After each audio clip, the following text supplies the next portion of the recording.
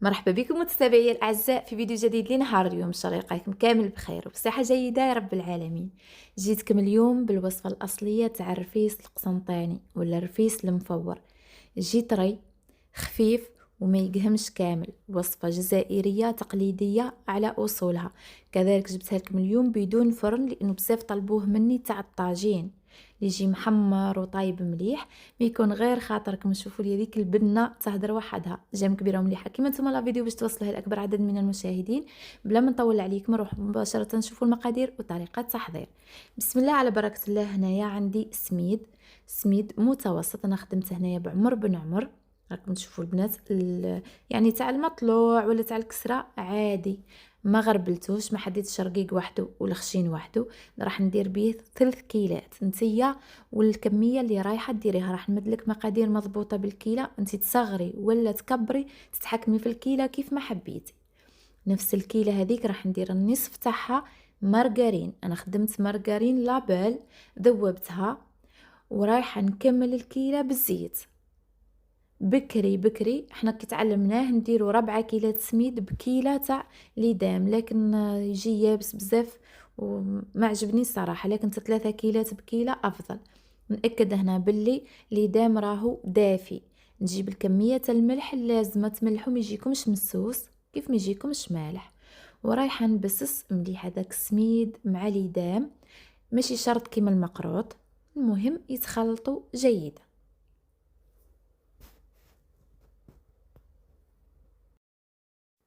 حتى نتحصلوا عليهم بهذا الشكل. شوفوا لي الله يبارك كيفاه راهو اصفر كالذهب. خلاص هنايا راهو واجد، راح نحي منه شويه اللي نحرش به الرفيس تاعنا ولا العجينه تاعنا من بعد. وهذه الطريقه تقليديه، لكن كي ديروه في الفرن ما تنحيوش منه الكميه هذه اللي نحيتها انا. ونجيب الكيله هذيك تاع الماء، أنا مع الاول ما نديروش فيه كامل ما زهره، ملح وماء وليدام وسميد فقط. ونجي نبل هذيك العجينه بلا ما نعجنوها، بدون عجن مبالغ فيه، كيف ما تخليوهاش محلحله خلاص من بعد ما تقدروش ترفدوها ولا تقلبوها.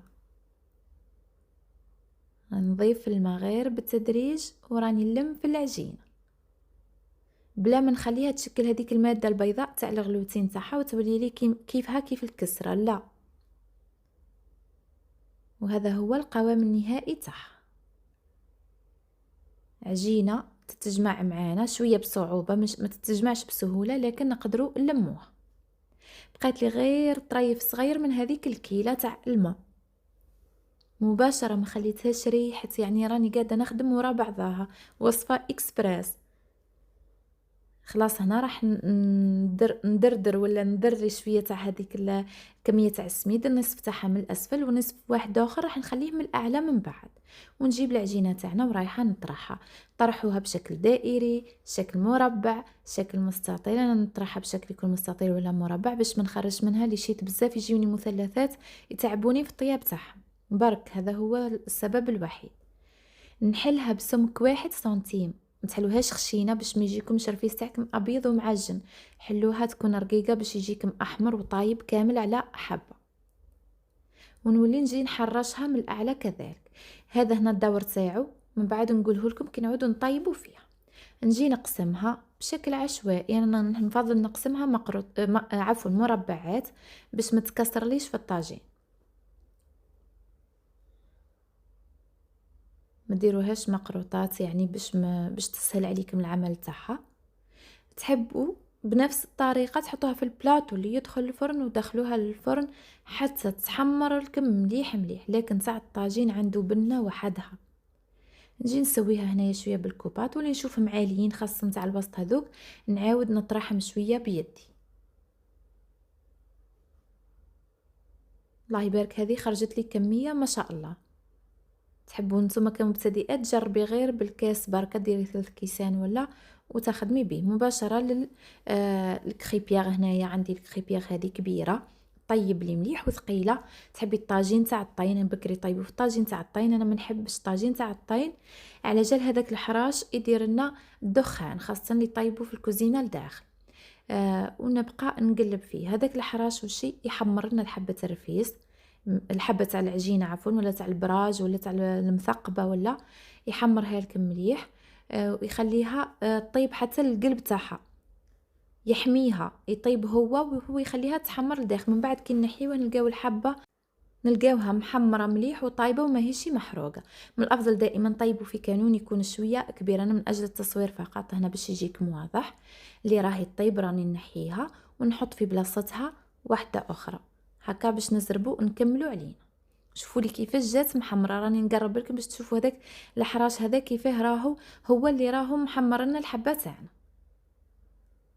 وراني نقلب فيهم نحرك فيهم باش يطيبوا لي بلون اللي يكون موحد. وديما نحطها فوق غربال ولا ونحي الحراش هذاك الزايد. نروحوا هنا اذا عندك الغربال هذاك الخشين العيون تاعو عريضه اخدمي به. ما عندكش كيما انا هذه عندي هذه تاع الفريتاز كي الحسنه نلقاها، خاصه في الرفيس تخرج لي الحبه تاعو يكونوا شويه كبار. هذا هو واش نحب انا. تقدروا مباشره تعقبوه في الاشواغ. انا ما نفضلش يعني هذه الطريقه، انا نفضل الطريقه التقليديه. نعقبه في الغربال واللي يبقى هذوك اللي يابسين شويه نعقبهم في المهراس. لكن المره هذه حبيت نديرو في الاشواغ خاطر بزاف انا قالوا لي ما عندناش المهراس كيفاش نديرو. اللي يبقى هذاك اللي من الفوق شويه يابس. ما نحبش نتعب روحي يعني يدي هاك ولا تحرقيها، سينو نكمل يعني شويه نحبك شويه يهبط لي كامل. هذا كامل اللي بقالي راني حطيته في الاشوار رحيت.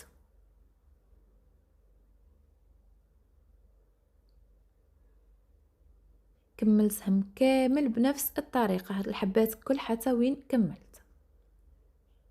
وهذوك البنات هذوك اللي يجيو خشان شويه دوك يابسين هذوك هما اللي يحمروا لنا الرفيس تاعنا، وهذوك هو اللي ما يخليوهش يعجن كي تجوا تفوروه.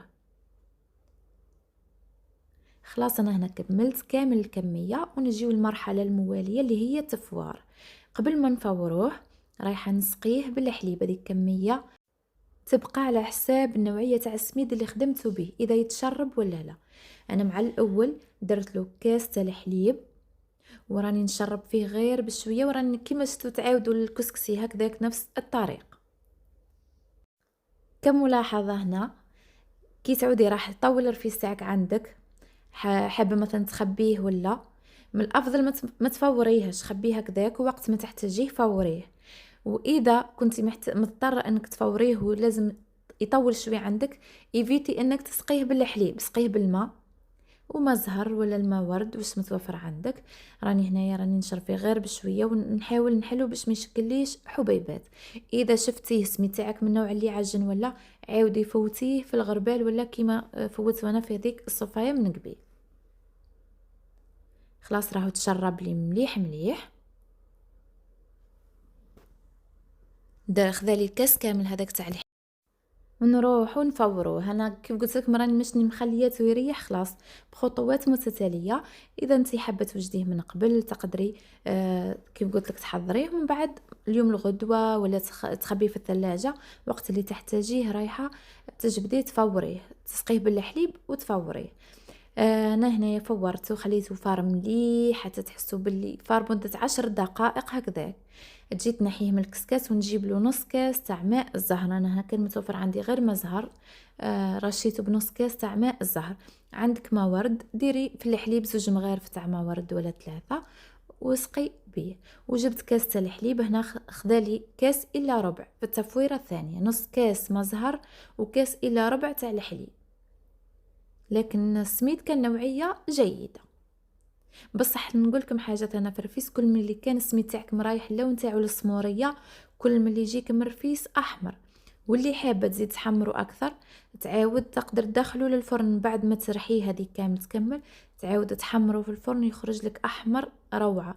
حطيته في الكسكاس ودرت عليه 3 مغارف تاع السكر، كان تحذف لي المقطع ورايحه نحطه يفور ثاني مده 10 دقائق. نروحوا للعقدة هنايا رايحين ندير 250 غرام تاع المارغرين. هنا خدمت ستار، يعني تقدروا ديروا الزبدة الحرة. درت عليها ما يعادل نصف كاس تاع العسل، من بعد نعاود نسقيه بالعسل هكا. اللي ما يحبش الحلاوة ولا ما يجيهش حلو بزاف، ذوبتهم مع بعض بلا ما يغليوه تقعدي تحركي فيهم حتى يذوبوا شمكاه، يعني ما يوصلوش لمرحله الغليان. ونجي نشرب هذاك الرفيس مباشره وهو سخون، تتحصلوا عليه يكون طري. بالنسبه لكميه تاع السميد نسيت ما قلت لكمش من الاول. الكميه بالغرام هي كيلو 200 غرام، ودرت معاه مع الاول 250 غرام تاع المارغرين اللي بسست بيها، وكملت الكيله بالسميد عفوا بالزيت. وهذه ثانيه مع الاخير راني درت 250 غرام تاع العسل مع 250 غرام تاع المارغرين. هكا كاينين اللي يحبوا يضبطوا المقادير بالغرام، لكن نفضل ديما ندير الكيله. خلاص هنا راح نستعمل يدي ونحاول نوزع هذيك العقده مع الكميه تاع الرفيس مليح. شوفوا البنات كي تجيو تشكلوه يتشكل معاكم بهذا الشكل. شهيتكم في الجنه ان شاء الله، جربوه. وما تنساوش اللي جرباته وعجبها ترجع تخلي تعليق هكا تشجع الاخوات انهم يجربوه. مع الاخير كامل انا حبيت ندير فيه الزبيب، لكن الرفيس الاصلي ما يجيش فيه الزبيب. تقدروا ديروا كاوكاو، انا درت فيه غير الجوز، كان متوفر عندي الجوز درته، وهو اصلا يعني كما القسنطينيات. تحيه كبيره ليهم يديروه غير بالجوز. هذا اللي كنت خليته هكذاك يعني شويه مكسر شويه برك، والصحيح هو اللي زينت بيه. ونجي نحطه في الصحن. تزيين يبقى مسألة اختيارية، لكن احنا في عاداتنا كي نجيو نزينو خاصة كي تكون عندك مناسبة ولا يديروا فيه الدراجي،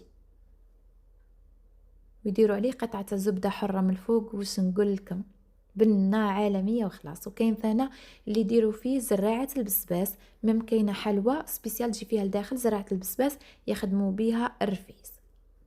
لكن اللي طالبين مني الوصفة الأصلية، هذا هي الوصفة الأصلية تاع الرفيس القسنطيني ولا الرفيس المفور. اللي وصلت معي الفيديو حتى هنا نقولك حبيبتي ما تنسينيش مجان فضلا وليس امرا، هكا باش تشجعيني نستمر ونجيب لكم دائما المزيد والجديد باذن الله. الى هنا بقى لي غير نقول لكم تبقاو على خير، ملتقانا يتجدد في فيديو اخر ان شاء الله. سلام.